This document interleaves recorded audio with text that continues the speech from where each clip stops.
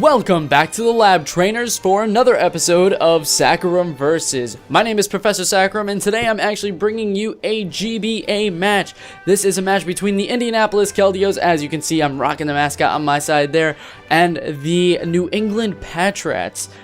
Silk is the owner of the New England Patrats, and as you can see our teams right here, I do have the Klefki, the Donphan, the Mega Lopunny, the Mr. Mime Keldeo, and Flygon, as you have not seen earlier, but you've seen actually my entire team before.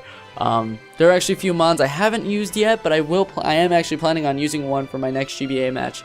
Well, not my next GBA match, the one I'm doing next. I've actually done the GBA match that's after this. Anyway, you can see my opponent has brought the Mamoswine, the Beedrill, the Exploud, the Quagsire, the Emboar, and the Milotic. So this is a little bit scary of a match right here. I do decide to lead off with my Klefki because I felt like my best play in this case, because I was running calcs beforehand, was to set up 3 layers of spikes and rocks. Just because at least, actually I believe 2 layers of spikes and stealth rocks would allow me to one-shot Quagsire with a high jump kick from Mega Lopunny. But as he does decide to lead off with Mamoswine, I felt my best play was probably to go for the Magnet Rise, because he might try to Earthquake me instead of actually going for Stealth Rocks in case he wasn't lead Mamoswine. So I did that, and he actually ends up having to switch out because he is, I'm assuming, Choice Banded, and he really can't touch Klefki anyway except for Earthquake. So it just leaves me free to go for spikes over and over again, as I now have 2 layers of spikes at this particular moment in the game. And as he goes for Flamethrower, a Choice Specs Flamethrower, as far as I know, the Aqua Berry I'm carrying actually activates and leaves my Klefki basically unharmed, as I'm able to go for my 3rd layer of spikes now just to kind of show off. And now that Klefki can't really do anything, especially because this Exploud is here, I am gonna just kind of sack it off right here, and I do go for Safeguard this turn just because I know I'm gonna have to go down, but at least I can prevent my teammates from getting burned from any other Pokemon, or maybe even any sort of other status ailments that may come their way, potential sleep, potential poisons and stuff like that, at least for a few turns. As I do bring in Keldeo right here, the mascot of the team. He doesn't want to take a Choice Spec Secret Sword from my Keldeo, or at least a Scarfed one, in case I outsped him. But as he can actually see that this is a Specs Keldeo, and this is going to be doing a ton of damage to this Milotic. I did not know it would do this much upon him switching it out. I was like, oh, he's going to eat this up really well, and it actually brought it down to enough health because of these spikes to manage a 2-hit KO with Secret Sword on this Milotic, which was really, really, really good for me, because it put me in a good position after that, because now he doesn't have a physical wall. His physical wall was probably Milotic, and his probably best wall was Milotic, and now it's just gone.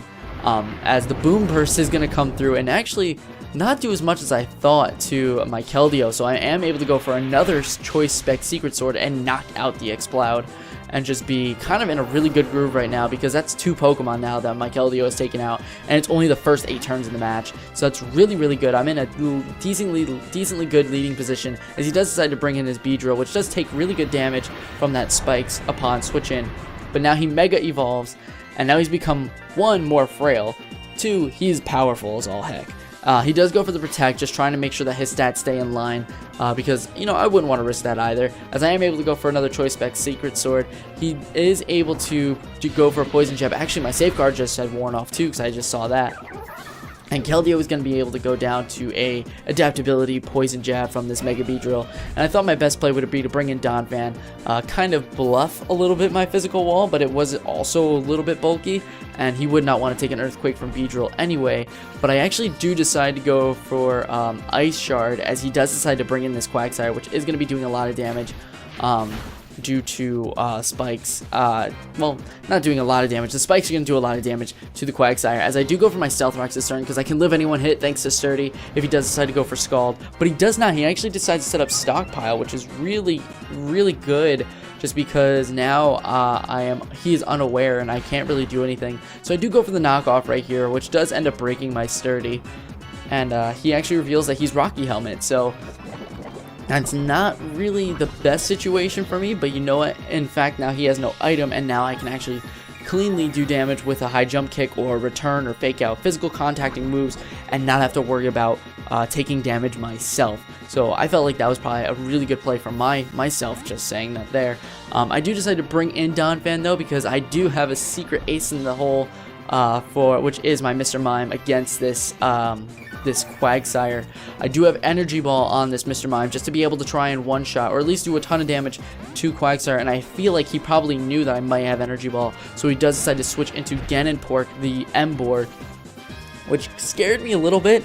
This is also a risk that he was taking right here too, because if I went for Psyshock or Dazzling Gleam, it would have done a chunk of damage, and Psyshock probably would have knocked out this Emboar, but I am able to go for Energy Ball and bring him down to yellow thanks to the Stealth Rocks and Spikes. But I do decide to switch out here because I do not want to take any sort of hit with that, as I do go into Sparks the Dragonfly, which is my Flygon, and he actually avoids the Iron Tail that he was going to go for, but he ends up doing Sucker Punch right now, which is interesting because he probably thought I was a Scarf set, but it's fine because I just go for Dragon Tail, and I'm able to bring this thing down to the red, which will mean that this thing will go down next time it switches in, and because Spikes will activate first, he'll go down to Spikes, which means Klefki gets a KO, which is nice.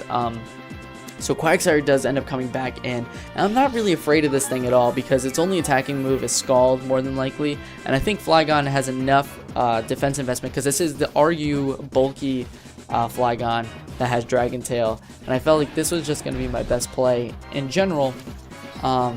To just keep going for Dragon Tail because I can do it. I just have the opportunity to like get everything hit with hazards, as he does bring in the Emboar to sack down, and my Dragon Tail is going to fail because there's no target there, as now the field's kind of empty on his side. He's going to bring in Ice Baby the Mamoswine, and me thinking I might be able to live an Ice Shard, forgot that he was actually Choice Banded potentially, and we'll definitely see after this that he's actually Choice Banded because he's kind of just locked into this move. So this Ice Shard is going to be doing a lot to knock out my Flygon, which, you know, in all intents and purposes, it was really okay, just because Flygon did its job at Dragon Tail and got KOs and damage off on a couple Pokemon. It wasn't something that was super necessary. He didn't have hazards up on my side of the field, which was fine, so Defog wasn't even a thing on there. So my Mega Lopunny does come out and manages to go for the Fake Out, which is great, because now he's in range for a return, and it allows me to make the safer play of going for return instead of trying to risk high jump kick, because even though high jump kick would guarantee the OHKO, return is just safer because it's 100% accurate, as the Ice Shard is going to do a decent chunk, and I actually am able to knock out the Mamoswine right now with a return fake out combo, as the Beedrill does come in, and now I'm assuming that this thing must be adamant, especially after this turn, because I'm actually able to outspeed the Mega Beedrill. Now, I don't know if Mega Lopunny is just naturally faster than Beedrill, but I thought that was a little weird, at least to me anyway, as I'm able to go for a return and knock it out, as the Quagsire does come in, and this allows me to actually go for a high jump kick safely against this Quagsire, because now it is in range of a high jump kick. I was debating of going for return, but you know what, I said let's risk it. I have other Pokemon in the back to take care of Quagsire. I go for the high jump kick, land it, and that is good game. Silk, good game, New England Patriots. No, it's Patrats. New England Patrats. Hope you the best in the season. I hope we get to battle again at some point. And to the other members of the GBA who I probably did not say that to, and I feel so bad now, good luck to you guys in the rest of the season. If you enjoyed this video, please be sure to leave a like and subscribe to the channel if you've not already done so, because, you know, your support is amazing and I love you guys for it. Also, don't forget to check out the description where I have the links to my Facebook, my Twitter, my Instagram, as well as my Twitch, and I do live stream there every Thursday and Saturday except for this week, just because I am not I'm away, so I'm not able to do that. I'm uploading still daily, but I'm away currently. I just kind of recorded ahead of time. And also, I hope you guys like the new layout, because I did try to make a new layout for this, because I want to try and revamp the channel a little bit. We're getting close to 200 subs, and we're doing really well on Twitch with about 245 followers. No, 260 now, actually. Wow, 260 followers. That's amazing. So again, thank you guys for watching. I hope you enjoyed this video, and I will see you guys next time when you visit the lab. Bye!